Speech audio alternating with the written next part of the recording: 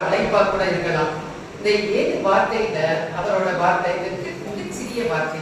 அவரு இருப்பதற்கு சில நிமிடங்களுக்கு முன்பாக அவர் பேசிய வார்த்தை தான் இந்த தாகமாயிருக்கிற வார்த்தை.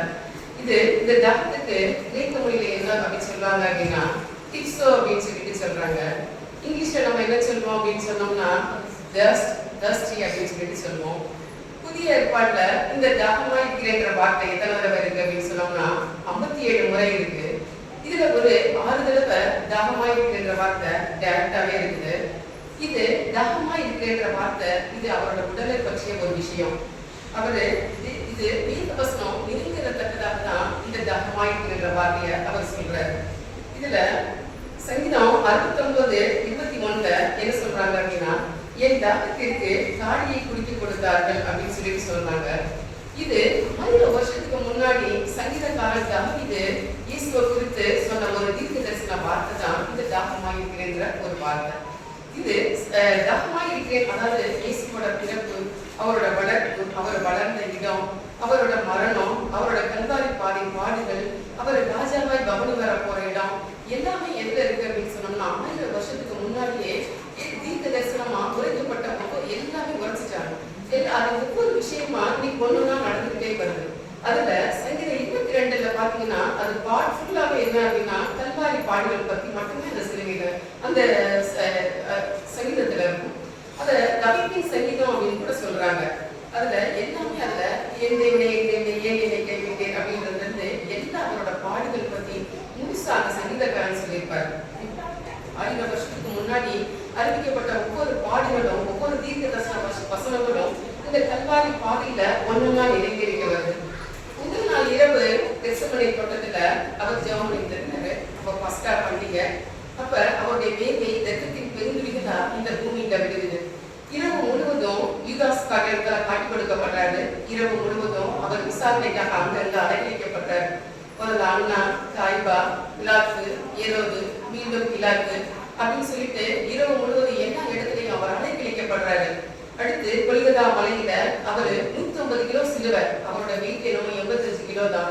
ஆனா அவரு 150 கிலோ சிலுவையை தூக்கிக்கிட்டு கல்வாரி மலையில அவர் ஏறி மரண சிலுவையில ஆணிகளால கடாவப்பட்டு வாரினால் அடிக்கப்பட்டு தலையில முன்முடி சூட்டப்பட்டவரா, அவர் பாடுகள் நிறைந்தவரா அவர் அந்த இடத்துல தொங்கிக்கிட்டு இருக்கிறார். அப்ப அவர் சொன்ன வார்த்தை தான் அவர் தாகமாயிருக்கிறேன் அப்படின்னு சொல்லிட்டு. இது அவரோட உடலை பற்றின ஒரு விஷயமா கூட இருக்கலாம். ஆனா அவரும் நம்மை போல பாடுகள் நிறைந்த மனுஷனால இந்த உலகத்துக்கு வந்தாரு. எபிரேயர் 2:14 என்ன சொல்றாரு? பிள்ளைகளை போல மாம்சத்தையும் இரத்தத்தையும் உடையவர்களாக இருக்க அவரும் இவர்களை போல மாம்சத்தையும் இரத்தத்தையும் உடையவரானார். அதாவது இந்த மனுஷனா இந்த உலகத்துல பிறந்ததுனால அவருக்குமே எல்லா பாடுகளுமே அவருக்குமே உண்டு. நம்மை போல அவருமே இந்த 33 வருஷ வாழ்க்கையில எல்லா பாடுகளுமே பட்டாரு. ஆனா எல்லாரும் என்ன சொல்றாங்க அப்படின்னு சொன்னோம்னா அவர் மயக்கத்துல இருந்தாரு, தேவதூதர்கள் தான் அந்த பாடுகள் எல்லாம் அனுபவிச்சாங்க அப்படின்னு சொல்லிட்டு அந்த காலத்துல ஒரு தவறான ஒரு செய்தி கூட பரப்புனாங்க. ஆனா அவர் நம்மை போல பாடுகள் பட்டுதான் கல்வாரி மலையில அந்த சிலுவையில தோணுனாரு. அப்ப சிலுவையில தோணும் போது அவரால 18 மணி நேர போராட்டம். அவர் கண்ணர் யாரும் தண்ணி கொடுக்கறது கிடையாது, ஆறுதல் சொல்றதுக்கு பக்கத்துல யாருமே கிடையாது, அன்பா இந்த சீஷர்கள் யாரும் அவர்கிட்ட யாருமே இல்லை. அப்ப பரிதவிப்பு, அவரால் முடியாத சூழ்நிலை. அவர் பிதாவிட்ட ஐக்கியமா இருக்கும்போது அவர் சொல்ற வார்த்தை தான் இந்த தாகமாய் இருக்கிறேன் அப்படின்னு சொல்ற இந்த வார்த்தை.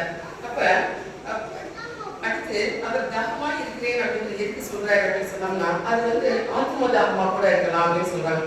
முதல்ல அவர் சொல்றது உடலை பற்றின விஷயம். ரெண்டாவது மரண தருவாயில கூட அவர் சொல்றது என்ன இருக்குன்னா ஆத்ம தாகத்தை பற்றி தான் பேசுறாரு. ஆத்ம தாகம் அப்படின்னு சொன்னா என்ன? ரட்சிப்பு. ரட்சிப்புனா என்ன அப்படின்னு சொன்னோம்னா முதல்ல நம்ம குடும்பத்துக்கு உண்டான ரட்சிப்பு, குடும்பத்தை பத்தி தான். ரெண்டாவது என்ன ரட்சிப்பு அப்படின்னு சொன்னோம்னா நம்ம சுற்றி இருக்கவங்களை குறிச்சு ஒரு ரட்சிப்பு. மூணாவது என்ன அப்படின்னு சொன்னோம்னா கிறிஸ்துவுக்காக நம்ம ஏதாவது செய்யணும் அப்படின்னு சொல்லிட்டு நமக்கு ஒரு தாகம் இருக்கணும் அப்படின்னு சொல்லிட்டு சொல்றாங்க.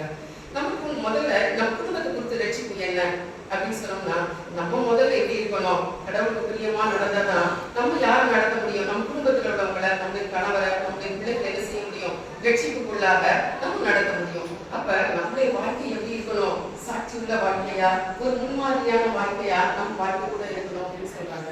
ரெண்டாவது சுற்றி உள்ளவங்களை குறித்த ஒரு ரட்சிப்பு, ஆத்ம தாகம். இந்த ஆத்ம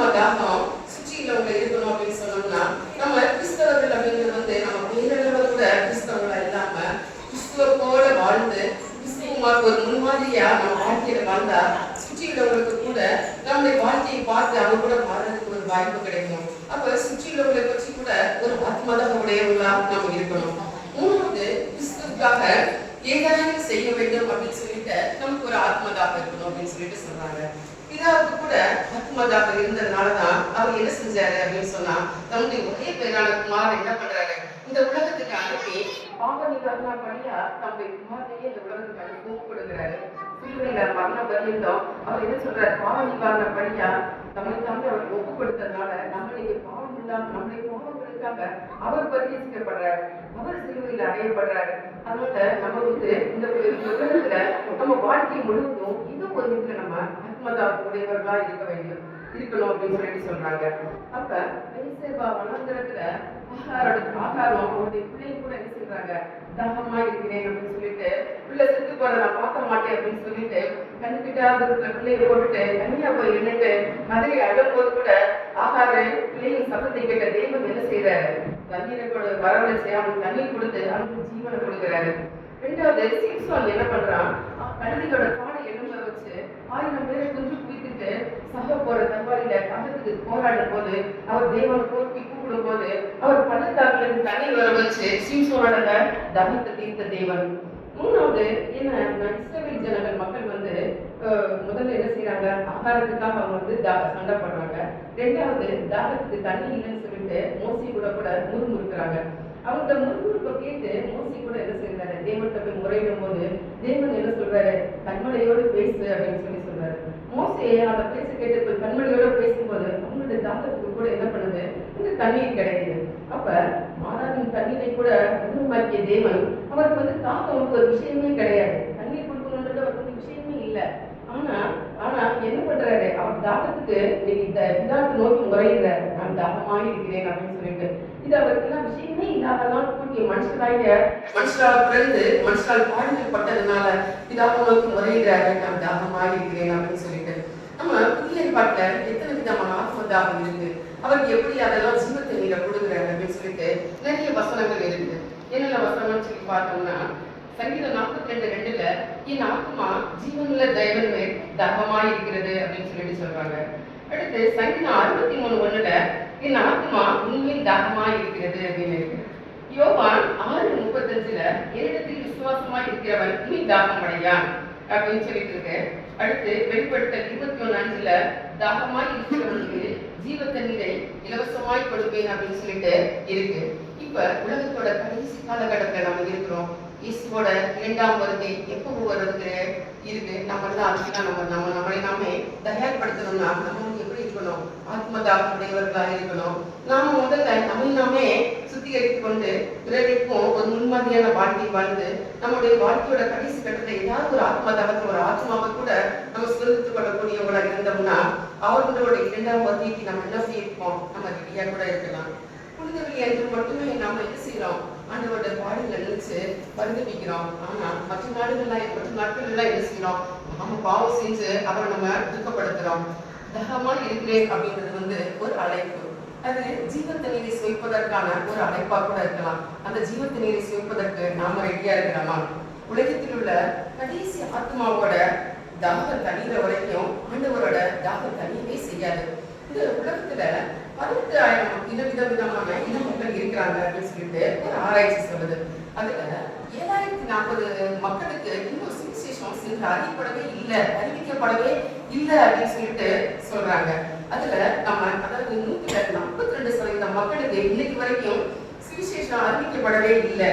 நாம அந்த சுவிசேஷம் அறிவிக்கக்கூடிய மக்களை நாம இந்த கடைசி காலகட்டத்துல நம்ம மாறுவோமா? சிலுவையிலே தாகமா இருக்கிறான் அவர் சொல்லும் போது அன்னைக்கு சிலுவையில காரி துப்பப்பட்டு மரண பலியிடம் கூட அவர் ஆத்மதாக உடையவராக இருந்தாரு. அவருடைய தாகத்துக்கு அன்னைக்கு தாகமா இருக்கேன்னு சொல்லும் போது அவருடைய தாகத்துக்கு அன்னைக்கு நம்ம தண்ணீர் கொடுக்கறது நம்ம அன்னைக்கு அவர் பக்கத்துல இல்லை. அன்னைக்கு தாகத்துக்கு நம்ம கொண்டு போய் தண்ணீர் கொடுக்கறது நம்மளுடைய அருகில் இல்லை. ஆத்ம தாகத்தை அன்னைக்கு நம்ம போய் சுவிசேஷம் சொல்றது இன்னைக்கு நமக்கு அருகில் இல்லை. ஆனா இன்னைக்கு நம்ம கடைசி காலத்துல இருக்கிறோம். ஆண்டவருடைய வருகை எங்க சமீபமா இருக்கிறது. அப்ப அவருடைய தாகத்துக்கு அவருடைய ஆத்ம தாகத்துக்கு நாம எல்லாம் பணி செய்யக்கூடிய பணியாட்களா இருப்போமா? சேனைக்கு தேவாய் நம்மோடு இருக்கிற நமக்கு ஆசீர்வதிப்பார்.